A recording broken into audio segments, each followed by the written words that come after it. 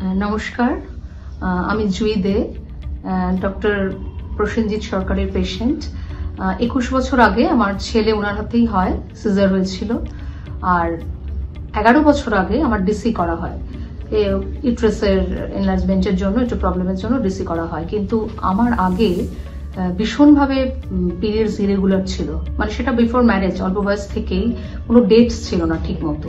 কিন্তু ডিসি করার পর থেকে আমার একদম রেগুলার বেসিসে, একদম ডেটে, পারফেক্ট ডেটে, মান্থলি যে ডেটটা সেটা ঠিক টাইমেই আমার পিরিয়ডস হতো। এবং 9 ইয়ার্স আমি ভীষণই ভালো ছিলাম।